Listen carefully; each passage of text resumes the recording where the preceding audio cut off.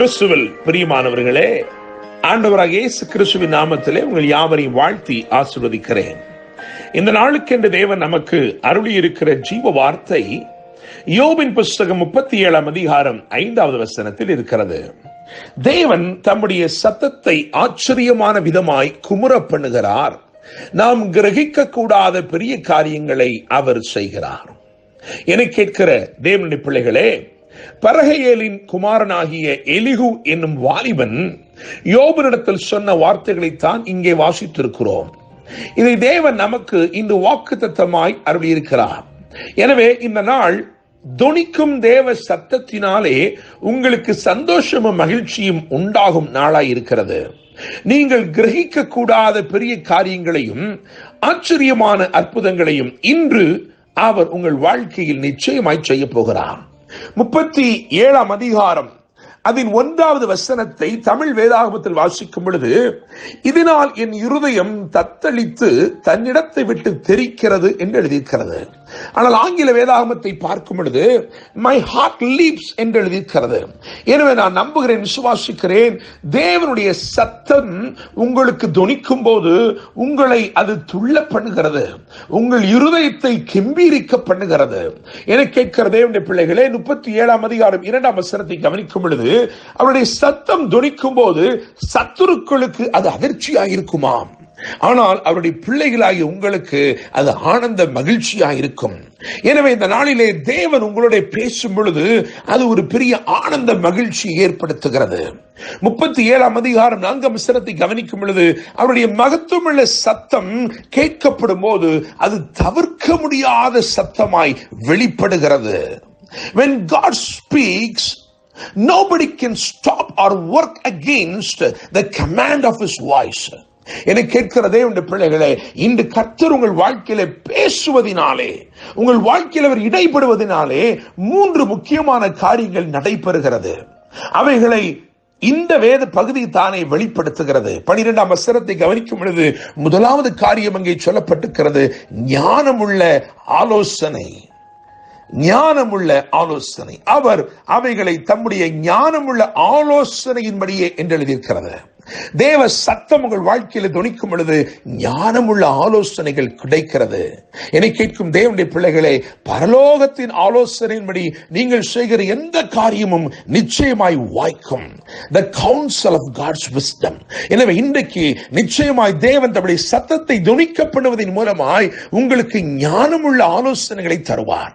நீங்கள் என்ன தீர்மானத்தை எப்படி எடுக்க வேண்டும் என்று சொல்லி அவர் ஞானமுள்ள ஆலோசனைகளை அருளுவார். 14ஆம் வசனத்தை கவனிக்கும் பொழுது 2வது காரியம் அங்கே சொல்லப்பட்டிருக்கிறது, தேவனுடைய ஆச்சரியமான கிரியைகள் என்று எழுதியிருக்கிறது. அவருடைய சத்தம், மகத்துவமுள்ள சத்தம் தொனிக்கும் பொழுது அவருடைய ஆச்சரியமான கிரியைகள் வெளிப்படுகிறது. தேவனுடைய பிள்ளைகளே, 3வதாக 16ஆம் வசனத்தை கவனிக்கும் பொழுது அந்த 16ஆம் வசனத்தில் எழுதியிருக்கிறது, பூரண ஞானமுள்ளவரின் அற்புதமான செய்கைகள்.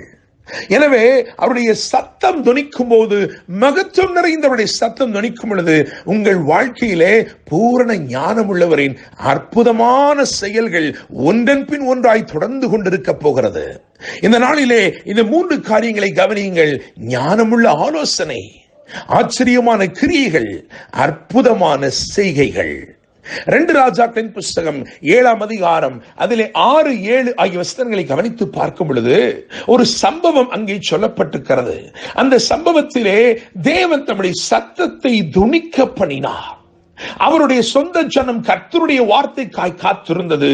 ஆண்டவர் சொன்னார், நாளை இந்நேரத்திலே அற்புதம் நடக்கும் என்று சொன்னார். அப்படி சொன்ன தேவன் அன்றைக்கு தம்முடைய சத்தத்தை தொனிக்க பண்ணினார். அது சத்துருக்களை துரத்தினது. ஆனால் தம்முடைய ஜனத்திற்கோ ஒரு சம்பூர்ணமான திரட்சியை ஏற்படுத்தினது. மூர்ச்சையடைந்து மரணத்துக்கு ஏதுவாய் இருந்தவர்கள் தேவ மகிமை கண்டார்கள். செழிப்புள்ளவைகளையும் கொழுத்தவைகளையும் கொண்டு தேவன் அவர்களை போஷித்து திருப்தி செய்தார்.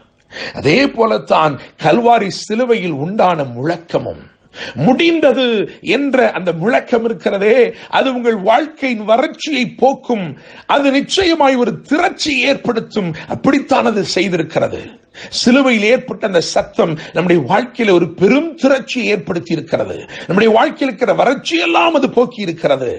பரிசுத்த ஆவியானுடைய ஒத்தாசையோடு சிலுவையில் நமக்காய் செய்து முடிக்கப்பட்டிருக்கிற நன்மைகளை, ஆசீர்வாதங்களை நாம் ஆராய்ந்து அதை சுதந்திரித்துக் கொள்ள முற்படும் பொழுது நம்முடைய வாழ்க்கை செழிப்புள்ளதாய் மாறுகிறது. தேவனுடைய பிள்ளைகளே, ஆச்சரியமான விதமாய் தேவன் தம்முடைய சத்தத்தை உங்கள் வாழ்க்கையில் துணிக்க பண்ணி இருக்கிறபடினாலே இன்றைக்கு நீங்கள் கிரகிக்க கூடாத பெரிய காரியங்களை, அற்புதங்களை, அதிசயங்களை நிச்சயமாய் அவர் செய்கிறார். அவருடைய மகத்துவமான சத்தம் உங்களுக்கு துணித்திருக்கிறபடினால் இன்றைக்கு 3 காரியங்களை கர்த்தர் சொல்லியிருக்கிறார். ஞானமுள்ள ஆலோசனை, ஆச்சரியமான கிரியைகள், அற்புதமான செயல்கள்.